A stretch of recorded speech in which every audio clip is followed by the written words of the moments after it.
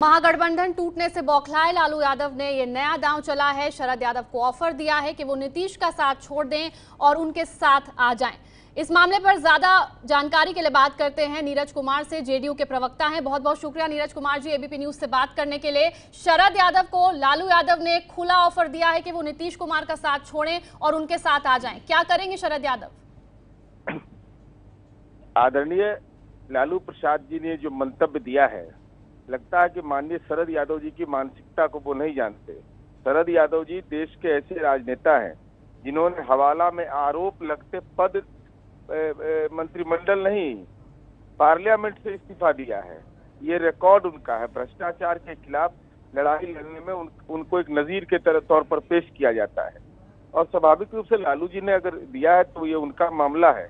लेकिन हम उम्मीद यह करते हैं कि शरद जी पार्टी के संसदीय दल के नेता है, पार्टी की विस्तारित बैठक में लिए गए फैसले के आलोक में और राज्य के अंदर सरकार का अस्थायित्व कायम रहे, इस दिशा में एक पहल की गई है।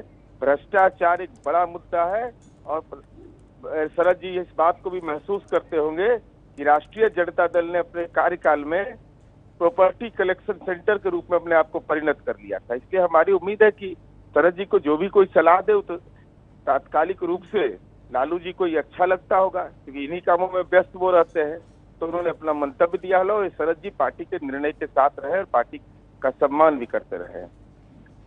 जी नीरज कुमार जी, आप बने रहिए हमारे साथ आरजेडी के विधायक भाई वीरेंद्र भी जुड़ चुके हैं। भाई वीरेंद्र, लालू यादव ने खुला ऑफर दिया है शरद यादव को, क्या शरद यादव से कुछ संकेत मिले हैं आपको? देखिए, शरद यादव जी सांप्रदायिक शक्तियों के खिलाफ में लड़ते रहे हैं और धर्मनिरपेक्ष के शक्तियों के साथ रहे हैं और सामाजिक न्याय के बहुत बड़े नेता हैं। और ये फासिस्ट शक्तियों से, फासिस्टवादियों से लड़ने में बहुत आगे रहे हैं। इसलिए हमारे नेता आदरणीय लालू प्रसाद यादव जी उनसे आग्रह किया है कि फासिस्टवादी शक्तियों से लड़ने के लिए आप आए और आपके नेतृत्व में ये पूरी लड़ाई देश भर में लड़ी जाएगी और न्योता दिया है। हमें निश्चित रूप से विश्वास है कि आदरणीय शरद यादव जी इस पर विचार करेंगे और फासिस्ट शक्तियों से लड़ने का काम करेंगे।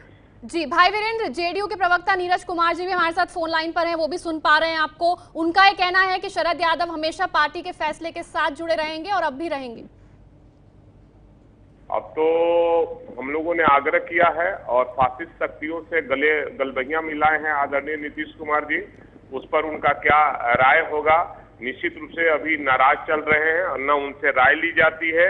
अपने अफरा दफरी में गलबहियां कर लिए हैं फासिस्ट शक्तियों से, इसलिए उनको काफी नाराजगी है और उन्हें दुख भी है। जी नीरज कुमार जी, आरजेडी का ये कहना है कि दरकिनार किया गया है शरद यादव को पार्टी के भीतर। नहीं, यह बिल्कुल बेबुनियाद है। इसलिए बेबुनियाद है कि इस फैसले, जब फैसला हम ले रहे थे उसके पहले पार्टी के नेता और पार्टी के राष्ट्रीय अध्यक्ष आदरणीय नीतीश कुमार जी, राज्य के मुख्यमंत्री है, माननीय राहुल गांधी जी जिस दिन मुलाकात किया था, ठीक उसी दिन आदरणीय शरद यादव जी से भी 1 घंटे तक मुलाकात की थी और सारे बातों की जानकारी दे दी गई थी। और पार्टी की जो विस्तारित बैठक हुई थी पटना में, जिसमें कि बिंदुवार जवाब मांगा गया, तो उसमें बिहार से निर्वाचित तमाम सांसद, विधायक, जो चुनाव लड़े हुए प्रत्याशी है, पार्टी के प्रदेश कार्यकारिणी, तमाम लोग को बुलाया गया था।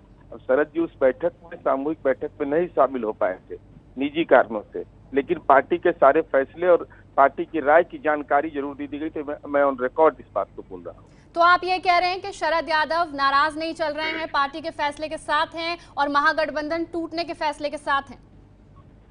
मैं यह कह रहा हूँ कि शरद यादव जी पार्टी के एक अनुशासित राजनेता रहे हैं और शरद जी का जो इतिहास रहा है, पद नहीं पार्लियामेंट से इस्तीफा दे दिया था हवाला में नाम आने के कारण, जी उस बिरादरी के है आदरणीय शरद यादव जी। तो भ्रष्टाचार जैसे मामले पर तो निश्चित रूप से वो सहमत होंगे, इससे कौन इनकार कर सकता है। जी नीरज जी, आपके पास फिर आऊंगी। भाई वीरेंद्र हमारे साथ अभी बने हुए, आप कुछ कहना चाह रहे थे भाई वीरेंद्र? नहीं, हम कहना चाह रहे थे कि ये जो जितनी बातें बारीकी से ये कहते हैं, इनके पार्टी में ऐसा कुछ होता नहीं है और न शरद जी से, आदरणीय शरद जी से इस तरह की कोई बातें की गई है और सिर्फ केवल अपना निर्णय उन्होंने सुनाया होगा, हो सकता है। फैसले नहीं लिए जाते हैं किसी से पूछ के, वहां जो भी फैसला होता है माननीय नीतीश कुमार जी किया करते हैं, न कि किसी से राय और कोई कोर कमेटी है, कोई बात है। जवाब दीजिए। वहां फिर सिर्फ और सिर्फ लोकतंत्र की हत्या होती है और वहां डिक्टेटरशिप होता है। ये करना है, वो करना है, वो करना है, वो करना है। गंभीर आरोप आपकी पार्टी पर लग रहे हैं। लोकतंत्र है ही नहीं।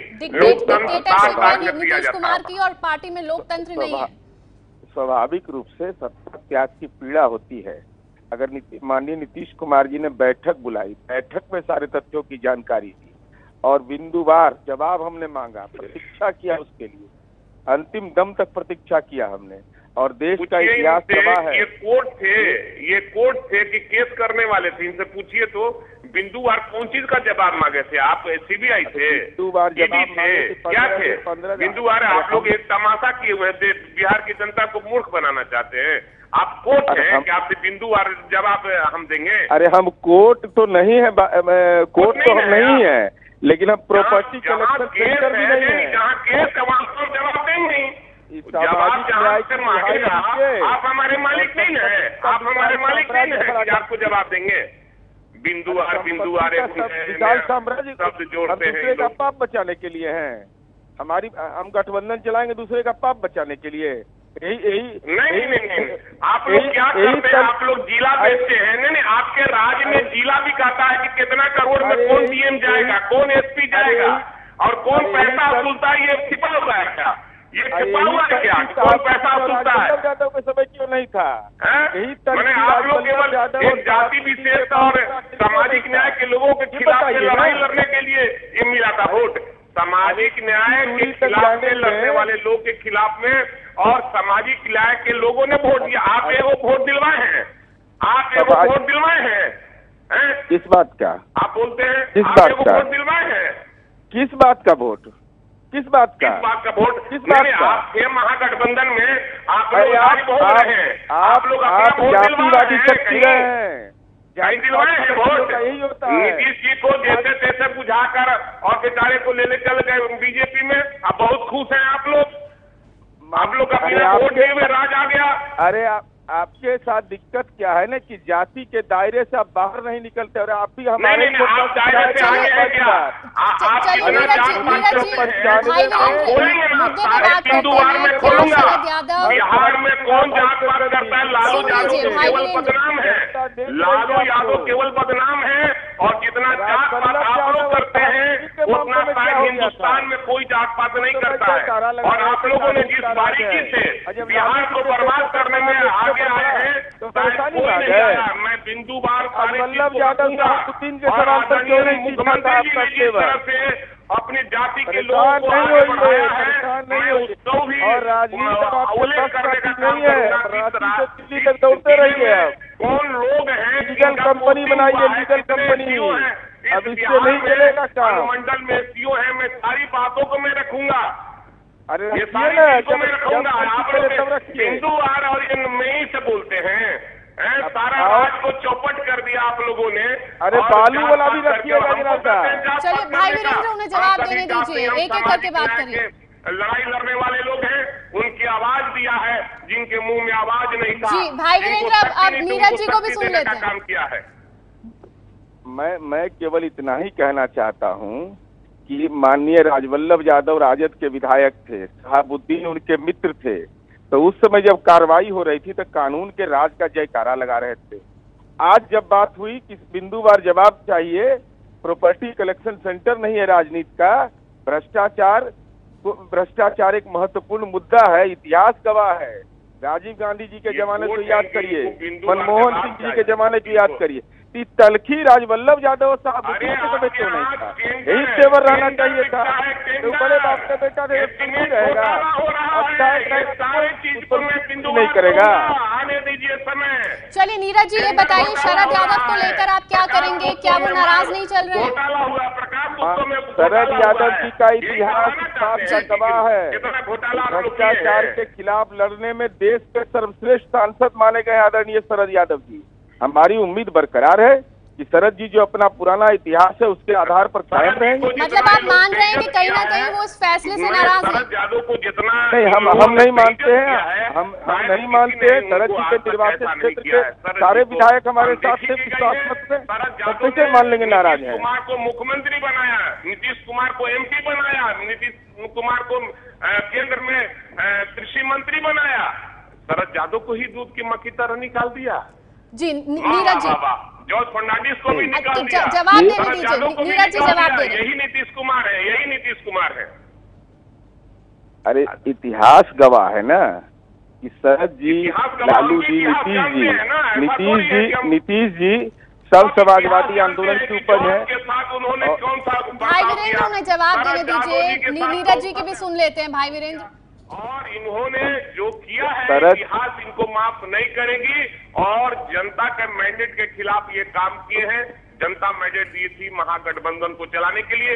लालू यादव के बेटा और नेता विरोधी दल अभी जो है, अगर उनको आप रिजाइन कर दिए तो आप महागठबंधन को बैठक बुला देते। आप उनको नहीं, आप भी नहीं बनते, क्योंकि आप ही 302 के मुद्दाले हैं। आप भी नहीं बनते, वो भी नहीं बनते, महागठबंधन के दूसरे नेता को मुख्यमंत्री बनाते, आपकी हैसियत वही पता चल जाता ना। आप तो महागठबंधन को नहीं, आप चलिए भाई वीरेंद्र, आपकी बौखलाहट हम समझ सकते हैं। बहुत बहुत शुक्रिया ABP न्यूज से बात करने का आप दोनों का। नीरज कुमार JDU से और भाई वीरेंद्र RJD से। फिलहाल देखना यह है कि शरद यादव इसमें क्या करेंगे, क्योंकि उनकी तरफ से अब तक कोई बयान सामने नहीं आया। ये है ABP न्यूज, आपको रखे आगे।